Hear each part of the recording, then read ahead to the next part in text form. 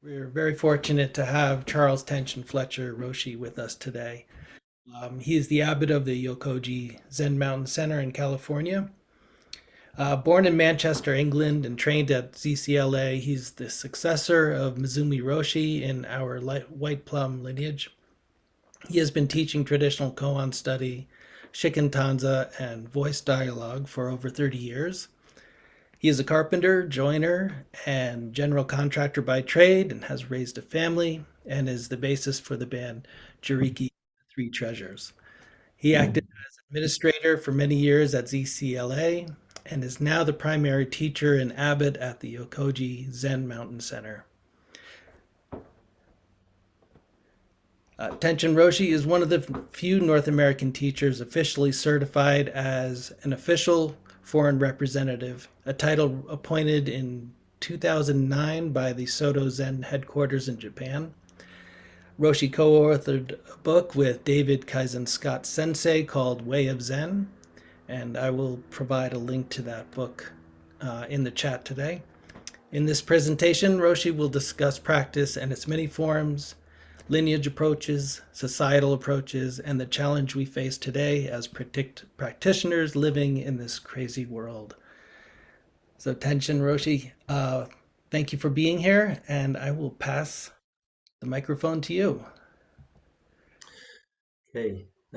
Good morning, good afternoon, depending on where you are.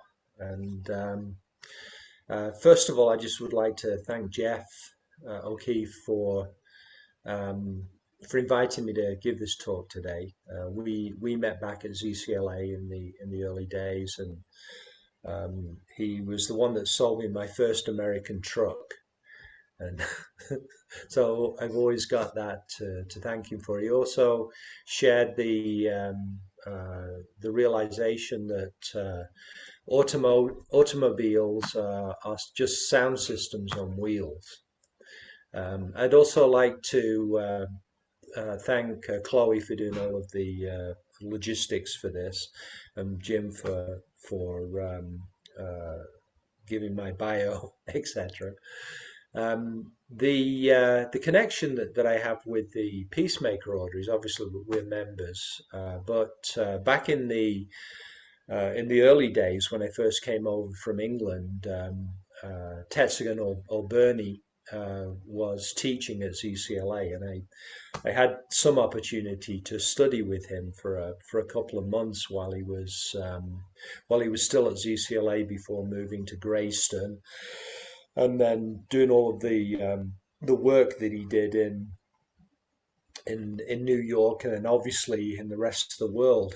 The next part was that when Maizumi Roshi died, Tetsugan Roshi Bernie became the abbot of both um, ZCLA and also Yokoji Zen Mountain Center. So for 2 years, he was also our second abbot here at Yokoji. Um, and then I didn't spend an awful lot of time with him over the time before his death, but there's several interactions that I had with him which were very valuable for me as a human being. As a young monk, when he came back to ZCLA. I asked him a very innocuous question. I asked him, "Don't you miss session or the private retreats?" And he said, "My life is session," you know, and it struck me very deeply, and so it became an aspiration for me to try and actualize that in terms of my own life. For those of you that don't know what session is, basically it means to unify the mind. And if you take it as that, then it doesn't happen in a particular place. It happens anywhere that the practice occurs. So I visited him on one occasion back in I think it was the round about 1990, just after Daido Lori's installation at Zen Mountain Monastery, his Shinzan Shiki, and went to see some of the works that he was doing with Greyston Bakery. I saw the old Greyston part he was about to sell, I think, at that point, and the various uh, work, social work projects that he was doing around New York at that time. And it really, it really touched my heart. One of the things that always struck me about Tescan Roshi, as I always call him, was just his warm heart and his feeling for the people that not only he met, but the social groups that were underprivileged, and how he put the energy of the whole community, the whole Zen community, into that. And that has really stayed with me until today. One of the things that Maizumi Roshi would say about Tesgen Roshi was that his mind is like weeds, he would say, and he would, say it with a sense of humor. He's just that the ideas were always coming up, in one way or another, what he could do and how these things could work. And out of this, obviously, all of the works that you see now because of this all encompassing mind that he developed. And then obviously, things like the not the wilderness, the street retreats, etc., are plunges that will extend our practice in daily life in various ways. Going forward a little bit from that time, we started to do things like 100 hours of Zazen in 100 days, which was designed for people in daily life to see how meditation could be done on a regular basis, and again stretch this sense of what meditation is and practice is in one's daily life. Before we actually unleash that on our society, our sangha, etc., is that I did it outside of a training period, and found myself on many days not able to fulfill that 1 hour. So then I had to find ways of how can I do that. So how can I sit, say, on a park bench. Say I'm going through a city, I'm going to meet people, I can't find places to practice, then sit on a park bench, and then allow the environment in, let that occur, etc. Being on a plane, how can I fulfill that last, say, 20, 40 minutes? And so um, extending it out to those things. When I couldn't sit, then how can I allow a conversation to be that way? So see, so these kind of things are like techniques that we can apply. There's also the intrinsic aspect, which is our life, which is the one who sees through these eyes, hears through these ears. He's always awake and aware. It's not a problem in that level. Is that no matter what appears here, this is practice. As human beings, we do that over and over. If you say look at a newborn baby, you'll see that they're always practicing. They're practicing looking around. They're practicing with their hands. The hands are always moving in one way or another. They are frustrated because sometimes because they can't communicate, they can't get their message across, but they're trying to communicate in whatever way is possible, until eventually then they find ways that then that communication can come through. So as human beings, we continue that. We practice all kinds of things. Now, the thing that tends to get in the way for us as human beings, and you may resonate with some of this and you may not, is our story, our narrative that we say about ourselves, about what we can and can't do. And then beyond that is that how we can find places of practice, because those are maybe easy or familiar to us in one way or another. And so, especially at certain parts of our own experience as practitioners, we really got to question, our own say definitions of places of practice, and then when practice doesn't occur. and then begin to ask ourselves the question, well, why isn't this a place of practice? What does practice look like in those ways? Now, moving back again to when Maizumi Roshi was alive, and also when Tesgen Roshi was teaching, once a person had a certain amount of insight, then they were given work to do as practice. And then obviously the thing was then how can that be done? Because our definitions of practice are quite often just about meditation. I'm practicing when I do formal meditation, or I'm in a temple, or I'm in a church, in these specific places. So now then suddenly we're given, well, how do I administrate, say, 40, 60 people, and the properties that they're living in? How do I orchestrate the events, etc., that are there? And then, so the definition of practice has to change, somewhat in that position. I remember asking my Zumi Roshi once when I was building the Buddha hall. He said, I don't want you to sit during the day during session. I want you to just sit mornings and evenings. And I said, well, I'm working on some very difficult koans right now. So he just said to me, you'll find a way, you know. So the first thing is, and of course I found a way. I found a way of doing that. And part of it is that of say the practice within circumstances, you just seeing how best to act within that. And quite often, it's important not to have an end goal in it, but be in the learning process. So how do I practice at this moment in time? How do I take care of this concentration now, which is it's it's very active. How do I practice in the midst of that? And then when we look at the old teachers from right through history, they have had to to find ways in that process. If you look at the very good example of Master Dogen, who went over to China to bring Zen back to Japan.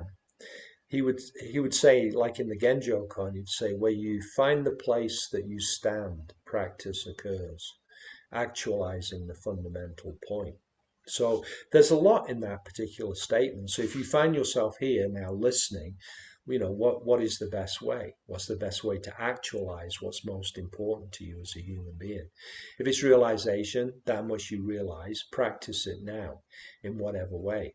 And then don't have the prejudice of certain kinds of work and not practice. It's just you've got to transfer that sense of say you've got a mudra. What's the difference between that and say and this? Well, in that way, what's the difference between this and this, or comforting a baby. So the meat puppet can take on all kinds of activities and not be stained by that. What is that internal determination and endeavor that really helps us to so-called carry our practice into all things. And it's kind of interesting today is that started off with meditation, and then I come back and I've got one of my successors from New Zealand here with his wife and four girls that are here, and one of them's sick, and so it gets busy, and then also there's things like there's an attachment to calm, you know, rather than just really be it, see what needs to be done, just take care of that at this moment in time. And remember is that you don't have to feel successful in terms of practice. The important thing is just to make the attempt. It doesn't have to be something that you learn on in a short term. It can be something that's cultivated over uh, 100 years, maybe. I remember I was daunted once when I heard this Korean teacher say, with the mind of Kanzeon or compassion only goes straight 10,000 years. And I kind of went, go, like 10,000 years is a long time, you know. But then they go, well, what is 10,000 years? 10,000 years really is now. This is the only time and place that I experience it. So how would I be living in this 10,000 years? I'd be living like this. So this moment in time has the most important connotations really to it. It's just like, how do I live fully here now? And if that begins to come into place, then the worries about how it's going to turn out, in 10, 20, 30 years are really on one side. They're just a shadow of this activity at this time. And time and practicing over and over tends to take care of that. One of the other aspects about practice is that none of us come with a manual. Like when I was born, nobody comes, well, here's his operation manual, and nobody says, well, people will say this is how your life's going to be, but if you're smart, you just ignore that altogether and see what's actually happening now and seeing how life is going to unfold from this moment in time. And it's the same with this thing we call practice, is that it can go in many different ways, and what we think we are going to enter into can change completely in that time. I mean, I didn't think that I would be abbot of a monastery in the mountains. I was a city kid, basically. Is that I had more of that sense of community, but in that process there was a lot of learning, and in our lives in themselves there is a lot of learning. Just think about all of the things that you've learned through your life. And I'm not just saying in a spiritual context. I mean, everything is practical for us, whatever we learn, and then how that seems to fit into our lives in one way or another. So this practice is doing something over and over and over and over and over and over and over and over. And then it begins to sink in to the point where it's embodied. Then we don't need to think about it so much anymore. So we look at practice within circumstances. I remember one day, after we'd gone through several difficult years. Maizumi Roshi changed his style of teaching, and somebody came in and said, "Wow, the center's doing really well," you know. And Maizumi Roshi said, "I don't know what I'm doing." You think he's a Zen master. He should know what he's doing. But this is this thing: is if you take care of this moment in time, then you can respond to circumstances in whatever way. If you have a master plan, there's going to be a lot of suffering involved in that. But if you can learn from circumstances in that way and apply whatever it is that you have learned through practice, is that then things begin to get taken care of in one way or another. And I don't mean that everything's going to turn out okay like a Mr. Rogers thing, but life as a way of giving us the teaching that we need at any given moment in time. To bring in another master, this time from the golden age of Zen, Tang Dynasty. Somebody asked Master Umon, what is the lifetime teaching of the Buddha? So he didn't fall into the trap of, well, he taught this sutra at this time and he taught this sutra at this time. What he said was, he just said basically the lifetime teaching of the Buddha is one teaching in response. So what's that? I mean, a lot of people now look at Buddhism like it's a curriculum. Like you learn the Four Noble Truths, Eightfold Path. You learn the Heart Sutra. You learn the Lotus Sutra. You learn a bunch of koans. You learn this, and this, and then you know Buddhism. But Buddhism really isn't a thing. The Buddha basically had a very simple thing. He said, this is the way of awakening. So he is the awakened one, but awakened to what? basically the life that we have as human beings. And so then, what does that come down to is that the Buddha's life was free form. There was no plan to it. So even if you look at the Buddha's life, you see phases in it. It didn't go according to plan. So the plan that was there for him is he's going to be a war leader of the Shakya clan. They tried to push him towards being a spiritual teacher, well, away from being a spiritual teacher because they wanted to be a powerful clan. Because he went off and became a home leaver, then his clan was destroyed. Basically, he had to live with that, and that must have been that must have been a really painful aspect where his mother's country destroyed his father's country. He had to live with that. It wasn't an easy life in that way. His cousin tried to kill him apparently on four different occasions. So then, how did he deal with these things that were arising again on a momentary basis? There was no plan, and then beyond a certain point, there was too many people as as an entourage following him around and teaching in various places that they formed viharas, so places of practice that were fixed. So then his life changed again, and he moved into that kind of practice.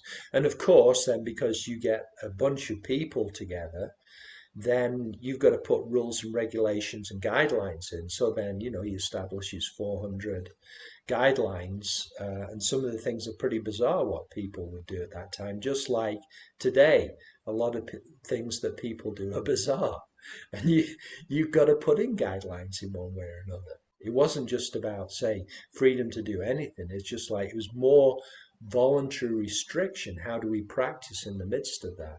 And I'm sure in each of our lives, in one way or another, we have that element of voluntary restriction, which then informs us on how to live in a narrow sense, but then also in a broader sense, if we can live that on a momentary basis.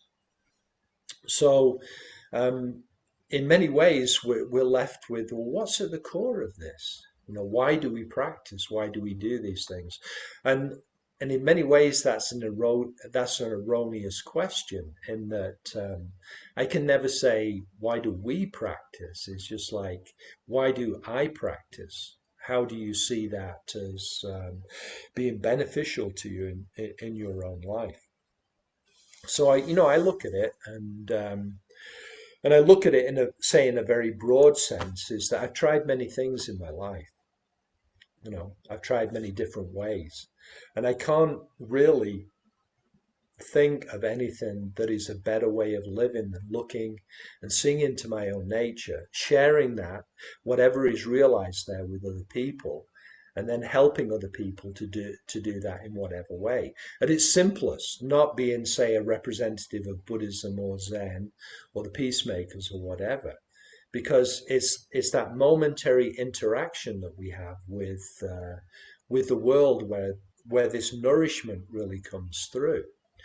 I remember, bringing out another koan. This was with Master Seppo and Sancho. And Sancho says to Seppo, basically, what does an enlightened person live off after realization? And Seppo says, well, Seppo, being a bit crusty, just says, well, I'll tell you once you get through that, you know. And then he goes, well, you don't. Sancho goes, well, you don't even know who you're talking to. And then Seppo says, well, my duties of abbot are many and varied. So basically, he's saying that. I mean, what is it that really nourishes us? It's living in itself. So then I bounce forward maybe a couple of, 1500 years or so to Maizumi Roshi. What did he say after every Dharma talk? He would say, appreciate your life. And of course, as a practitioner with him, I would say, well, that's easy for you to say. You're enlightened, you know. And I'm sure some of you will say that various people and that. But each of us has our own life. How do we appreciate what we actually have? Master Rinzai would say the six rays of divine light never cease to shine. If you see it this way, you're no different than Shakya. So these six rays, seeing, hearing, tasting, touching, smelling, thinking, do we really see those as divine? I mean, obviously you can't grasp them. What is our divinity? It's just this, our seeing sees miles, like look at the stars at night. How far are we seeing? That's my mind. That's the human mind. Like here we can hear earthquakes from miles away. You can feel them coming. We can smell things from miles away, like forest fires, which they're doing control burns for us right now out there. So you get the occasional whiff from there. But then hearing all of these things that we have as human beings and the power of thought in itself, you know, it's just amazing what we have. Can we really appreciate that? I'm not talking about whether we got enough money or whatever, but that intrinsic aspect that all of us have as human beings. Can we really do that? Now, in terms of then practicing it in our own place, is that this aspect of faith, it's important. Well, I can do this. If we say I can't, or if I say I can't, then usually I can't because I'm not really willing to look into it and see if I can do it. But if I say I can, then that hope opens up a whole vista where I can try that, and I can really do my best. And even if it cannot be done, at least I know that, and all that energy then can be shifted into another circumstance. So then, we've looked at, say, doing meditation, zazen. We've looked a little bit about into doing work. Um, then obviously, then there's the social aspects of our life. Is that can we practice at, say, a party? And then obviously it's important, like if you're at a party, is that then how do you practice? What are the things that cause suffering, and what are the things that help you to bond with people? It's like I often say, is delusion is highly underrated. Is that you see how people bond, you see what people talk about, and you can build these bridges just with small talk, etc. How do you do that? I mean, Tetsugun was really good at this, or Bernie, and Maizumi Roshi was really good at that, and helping people to meet one another and develop friendships that last a long period of time. So what is it that stops you from doing that? Is this thing about, well, practice can't occur here, or is it some other ideas like, well, I'm not worthy, or whatever, these inner things that we need to face as human beings? As a general um, piece of information, I would say that if there's doubt about any aspects of practice in terms of your own life, is go there immediately. Don't just stay with the things that are easy for you. That you know already, but it's entering into that unknown territory again. From that bit that I knew Bernie, that he was a big person on that kind of thing. Is that, yeah, extend that, try this over there, extend this, try this over there. And in time, is that then there becomes more of a seamlessness in terms of our own practice. Again, returning to what Master Dogen was saying, um, if you find the place that you stand, practice occurs, actualizing the fundamental point. And again, is that it doesn't matter what uniform you're in. Is how do I practice? How am I true to myself? And how can I benefit the people that are around me?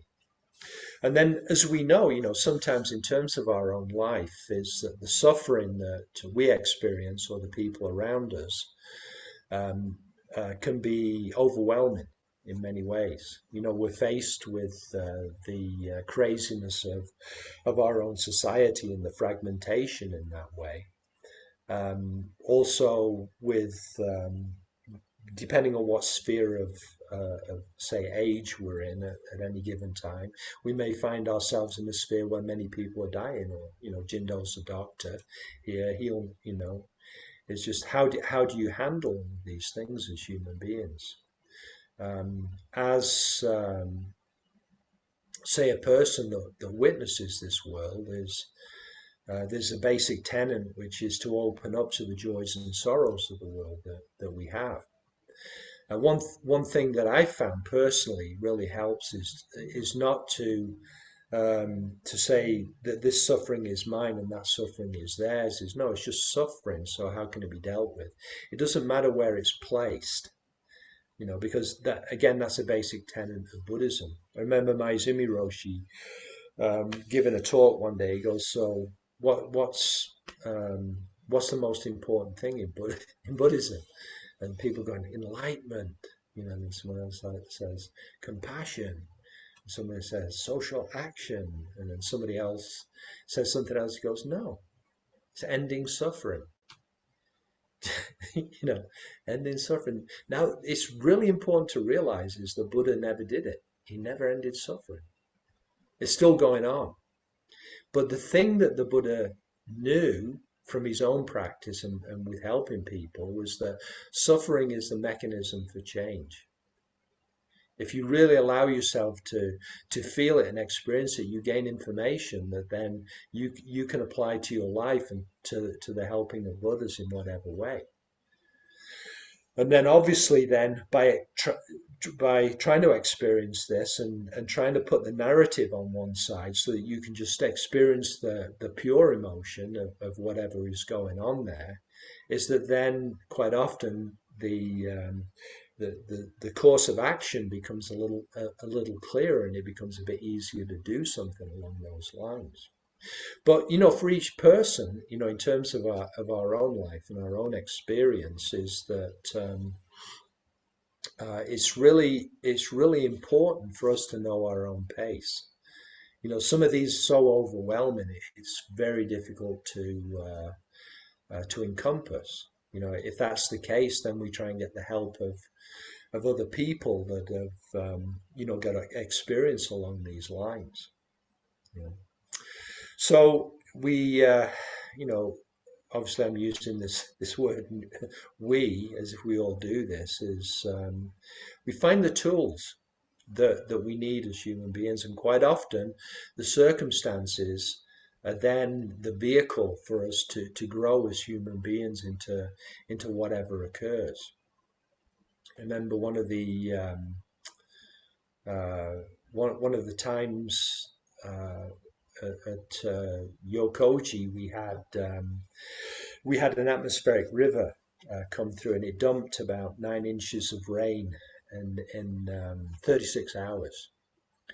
And we were at the point where we were seeing this chasm opening up about 30 feet wide by 16 feet deep, and it was moving back 20 feet per hour. Can you imagine? Because we're in a canyon, so there's a lot of erosion in there, and we were like, me and this mathematician were calculating how long it would take until it cut the road, and we were right on the verge, before the storm was scheduled to finish. So it would cut the road, then the property basically would be cut in half. I wouldn't be able to get out, etc. And remember just the feeling there of having to sit with that kind of uncertainty that was going on, plus the danger of the water coming down the mountain. And I thought I couldn't handle it, but it was more like I had to really come back to that aspect, is that I'll manage one way or another. Just allow the experience to come in, really feel it, experience it. Don't tell yourself nice stories about the thing. Just let it occur, and then a way is found through that. It's not always the most convenient or easy, but the thing is just facing up to something directly then gives us, or in this case, gave me the ability then just to deal with that moment by moment and be able to just take care of it. The it took us probably about a year to fill that chasm afterwards, but I couldn't tell myself the story. This is going to take a year. It's just like I'll do the best I can at this moment in time and take care of it.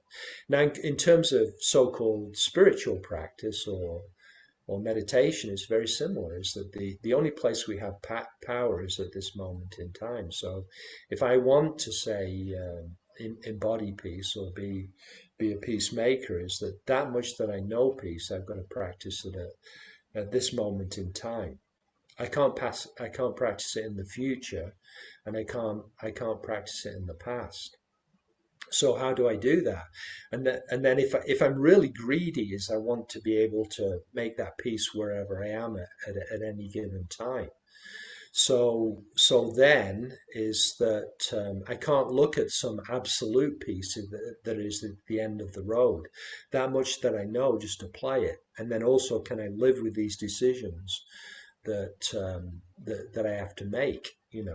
Can I live with them? If I can, then that's not so bad. That's pretty good. I can move forward.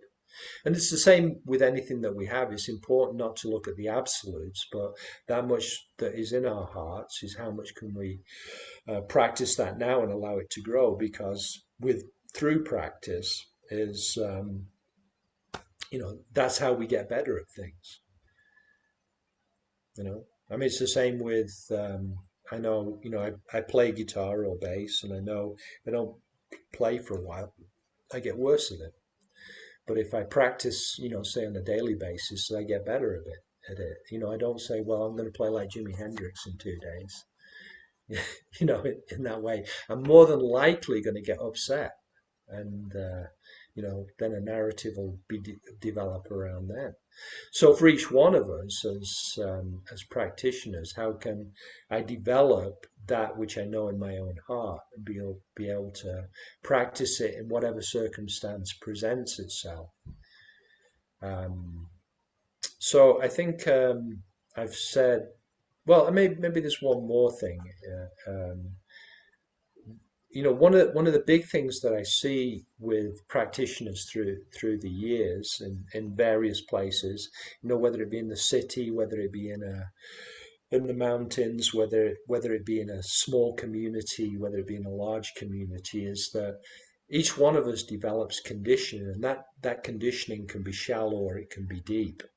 One of the important parts, say for me as a human being, is just look at that conditioning and how it affects the people around me, and then over time, maybe maybe through effort and maybe a bit of luck, then that conditioning can be loosened so that the bonds with the people around me can develop. But it's none of this is guaranteed. Is that there's no there's no manual which is going to tell us what is going to occur. If the main thing that I could say from my own experience has developed is that um, we're in this together. And so if I can deal with the things that really affect you and the people around me, is that then that's a good thing. That really is going to help the our society, and then obviously be able to develop the patience to develop that over a period of time, because there isn't like an end of practice. Practice continues. Maizumi Roshi, in his in his 64 years of life, was always learning. It never ceased. He was always practicing. He was always developing stuff. I remember maybe 3 times in his life. When I first met him at 47, he said, "Now I'm just learning something about shikantaza or just sitting." 10 years later, he said the same thing, and then 3 months before he died, he said the same thing. You know, but it's that beginner's mind, is that there's always something new to develop. Simply because I practiced for nearly 50 years doesn't mean anything. It really doesn't. The important thing is the living and the practice of this moment, which is so vast it can go in any ways that is possible. Um, so my intent of being here and giving this talk today was just to encourage not only you guys but myself in terms of a continuous practice which will benefit beings. So I'd like to open it up now for any questions and answers discussion. Yes, thank you, Roshi. That was a wonderful, natural teaching. Really appreciate everything you Yeah. said.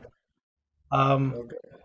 we're a small group. If anybody has a question, you can raise your hand, and we can move from there.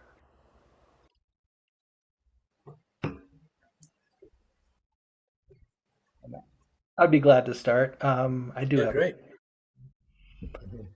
Um, is there any specific teaching, or is there any difference when someone's faced with a crisis?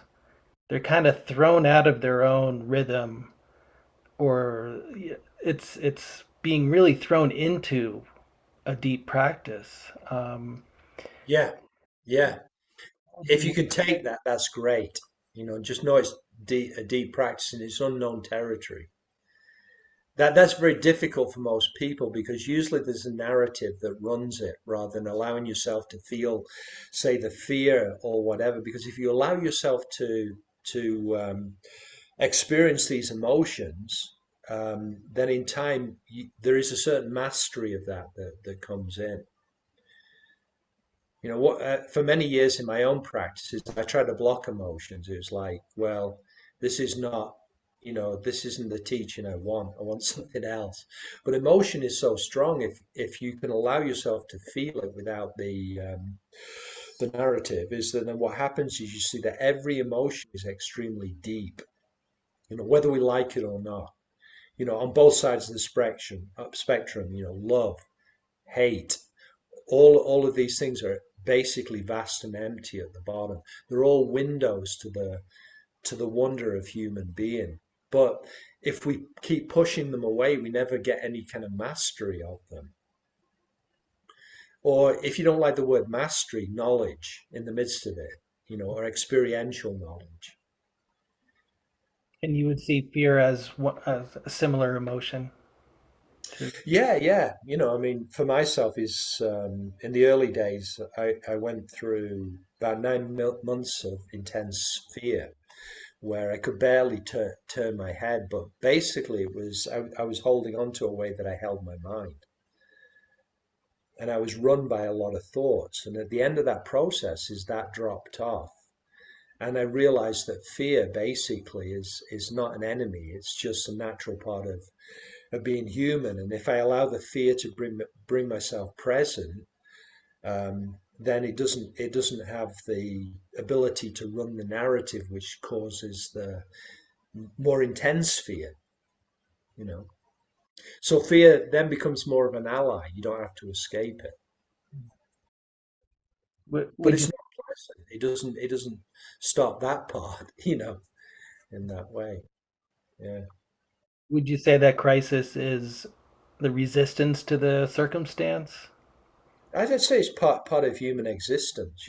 There's very few people that don't come into crisis of one form or another. But for me, is that with crisis is that I've got to put it into context too. And that context is I'm alive and kicking and breathing.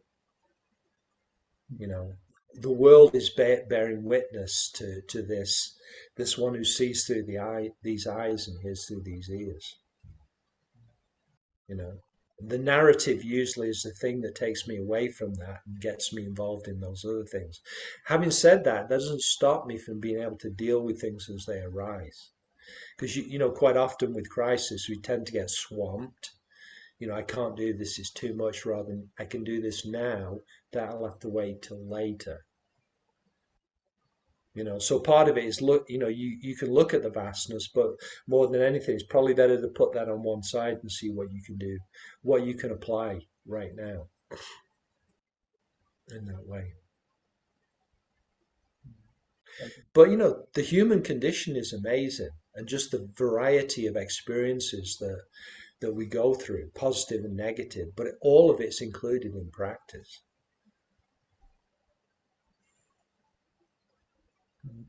Thank you.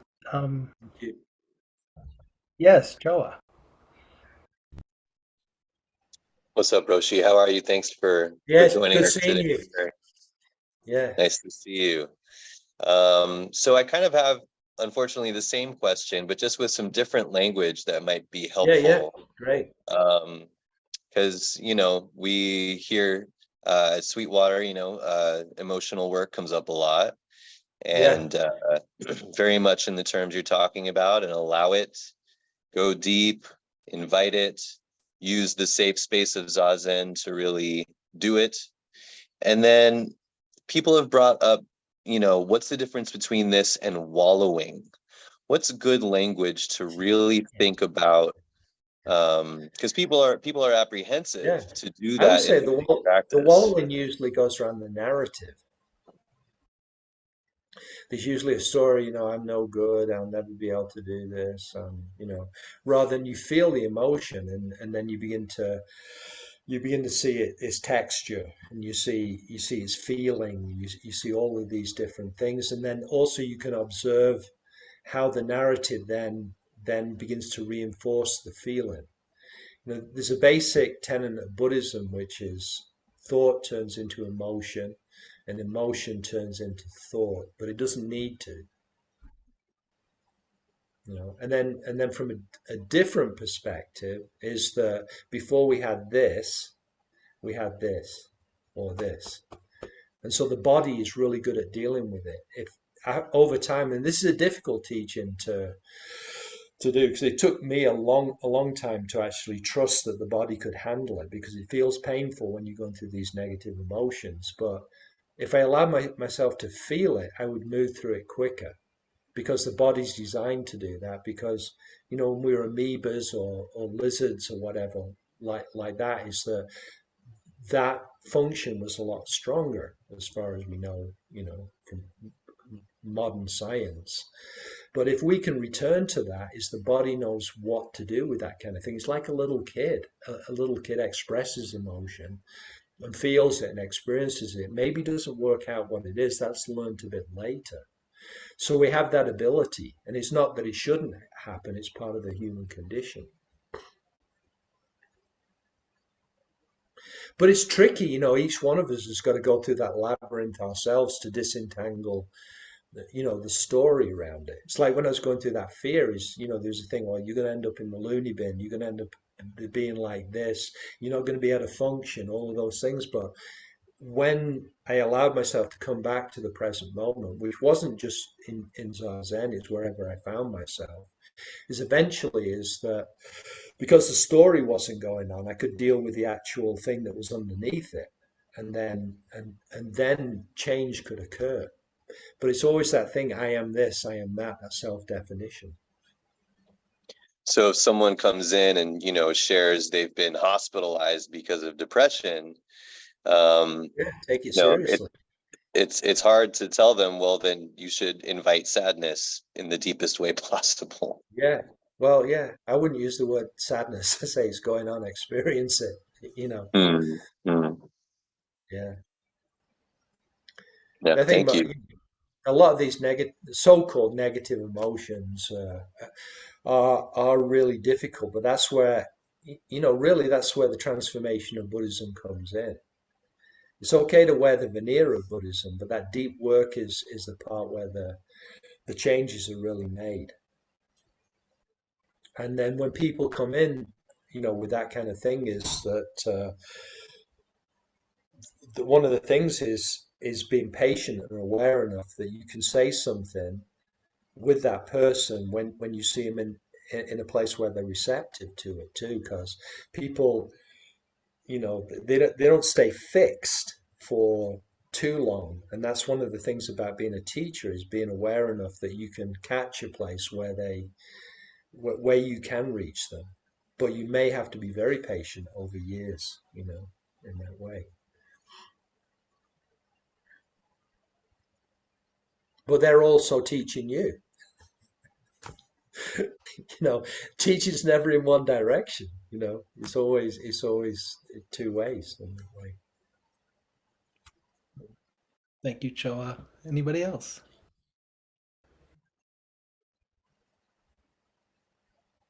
Yes, Okay. James. Let's read. Yeah, so my question is also kind of related to what Jim said and what Shua said, but kind of expanded. One is the personal crisis if one is in, like he was talking about depression and stuff like that, but also that uh, in the larger context of feeling like the world is going crazy, or that, events in the world right now are crazy. Oh, and I suppose Yeah. anybody who in any period in history felt that things are crazy right now. But I guess Mm, we are living in this time, and we are feeling that it's all unraveling. So mm. sometimes it feels like too much, that there's the Yeah, personal it does. Yeah, crisis. yeah, And so yeah. how to kind of, if we look at just the personal stuff, you can't block out what's happening around, and No, then I'm that not saying block around out. is No, overwhelming sometimes. it is. It is. And that's part of our own growth as human beings is being able to sit still in the midst of it and remember that our personal living is going on a momentary basis. Pay attention to that and look at this is an amazing opportunity to live, you know, to be living. I'm not saying minimize the craziness of the world, but if there's an opportunity then in the midst of living to lighten the load of people or to educate someone maybe on global warming or political, the effects of political splitting, etc., is then it's important to risk that and try and do it. But in many ways, we try and get rid of the feeling. That could be universal. All of us as human beings can be feeling that. So this much, if I can actually deal with it without so much narrative, then there's a little bit more power to then help others. Because that overwhelm is, you feel like a deer in the headlights. There's I can't do anything. There's so much craziness going on. And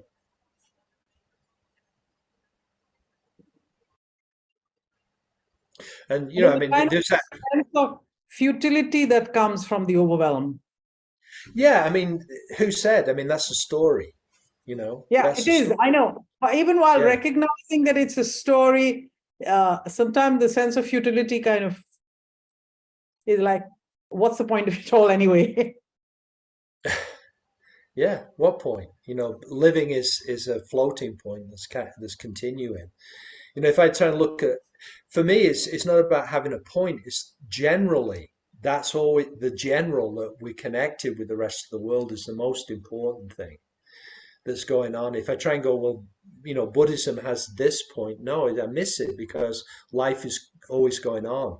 The living in itself is the most important thing. Whatever fills that space, and a lot of times, as you know, is that we don't have an awful lot of control over that, depending on where we are.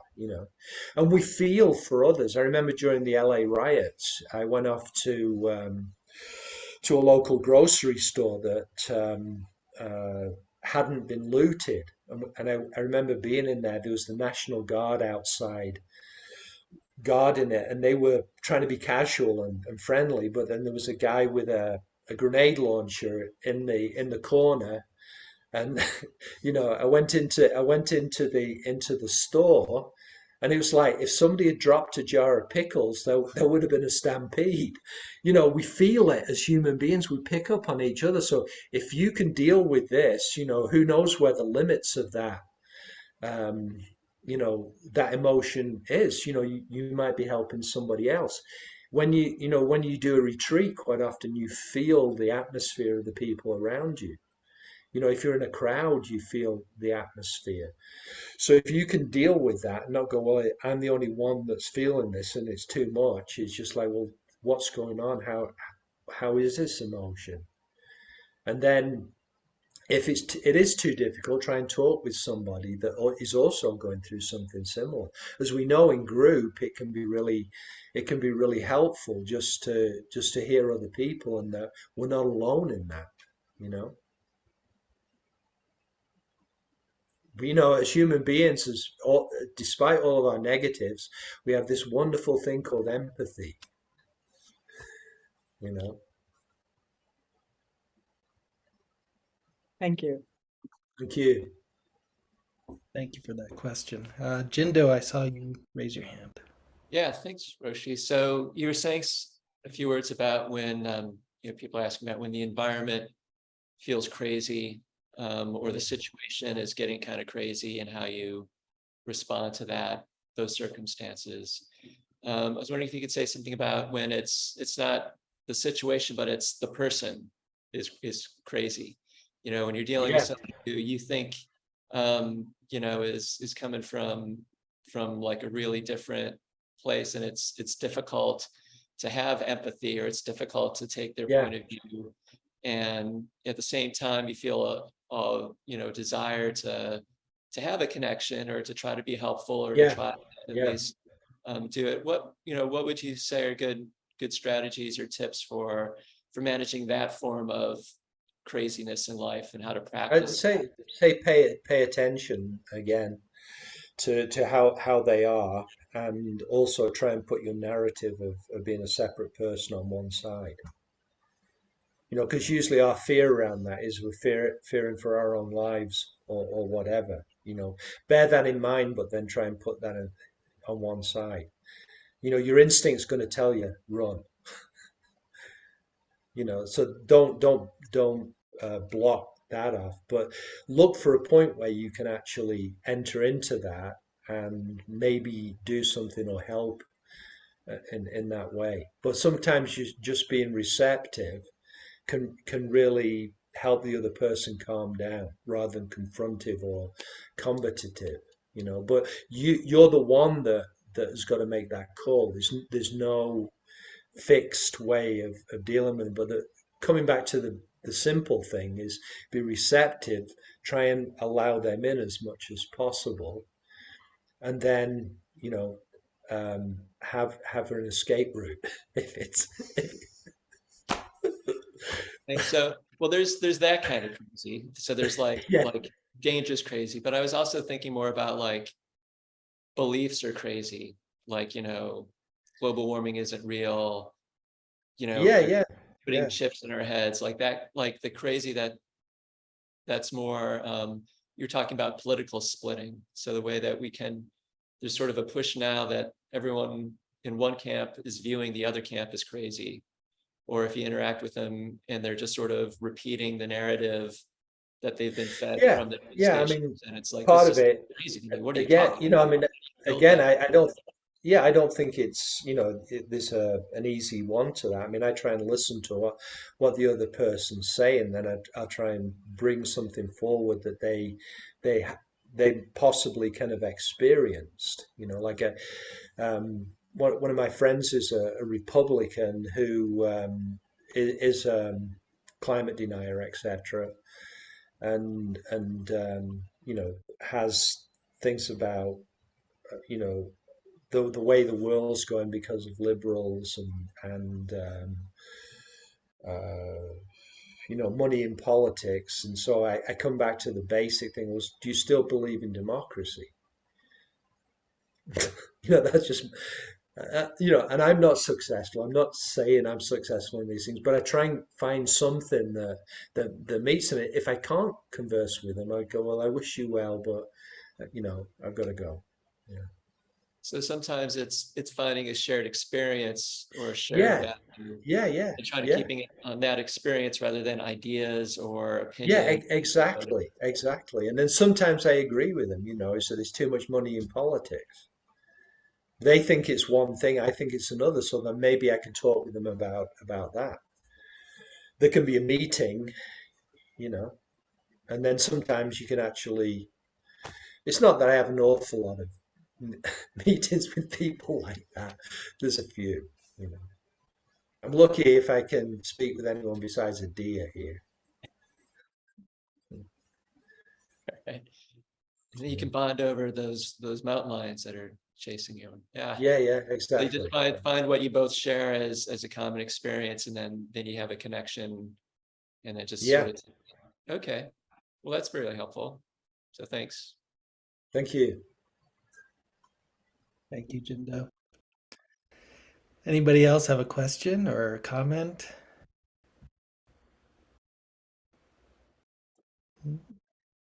Roshi, is there anything else you would like to add or present to a question to us? No, I mean, my main thing is just thank you all for your practice and how you affect the people around you. And it's nice that there's people, from all over the world that are practicing in one way or another. We've always got that to rely on, so people all over the world are doing things to benefit each other and their communities.